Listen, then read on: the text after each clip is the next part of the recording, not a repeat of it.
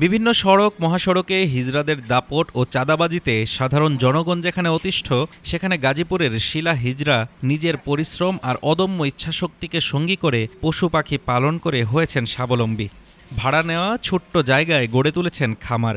সরকারি সহায়তা পেলে খামারকে আরও বড় আকারে সম্প্রসারণের স্বপ্ন দেখছেন তিনি। ইতিমধ্যে স্থানীয় প্রাণিসম্পদ দপ্তর দিয়েছে সহযোগিতার আশ্বাস।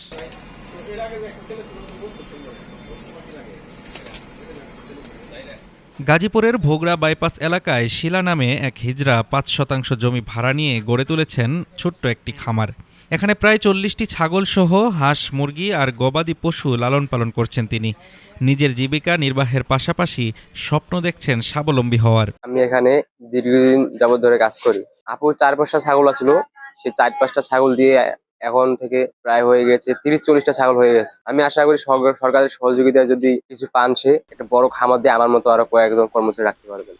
প্রতিদিন সকাল থেকে রাত মনের সমস্ত শক্তি ঢেলে দিয়ে যত্ন করছেন নিজের খামারের। সামান্য আয় হলেও তার চোখে ভেসে ওঠে একদিন বড় হওয়ার স্বপ্ন।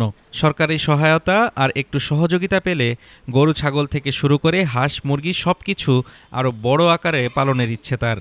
আগেও অনেক আমাদের সাথে কাজে যাইতো ৩ বেলা কইরা, তো এখন আগের মতো যায় না। সারাদিন এগুলার পিছনেই থাকে, ঘাস কাইটা আনে, ভুসি খাওয়ায়, ফ্যান খাওয়ায়, এগুলা যত্ন করে বেশি। এখন অনেক দিন যাবত ছাগল পালে, হাঁস পালে, মুরগি পালে। পরে অনেক ইচ্ছা যে অনেক বড় হবে, সরকারের যদি একটু সহযোগিতা পায় সে আরো বড় হতে চায়।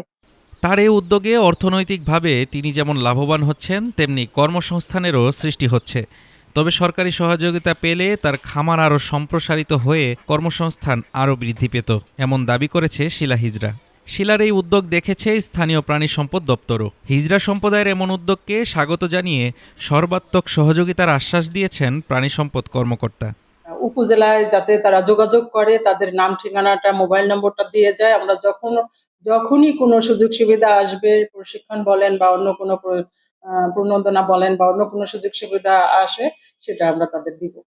নিজের প্রচেষ্টা আর সাহসিকতা দিয়ে সমাজের অন্যদের জন্য দৃষ্টান্ত হয়ে উঠছেন শিলা। তার দেখানো পথে হিজড়া সম্প্রদায়ের আরও অনেকেই এভাবে স্বাবলম্বিতার পথে এগিয়ে যাবে বলে আশা স্থানীয়দের।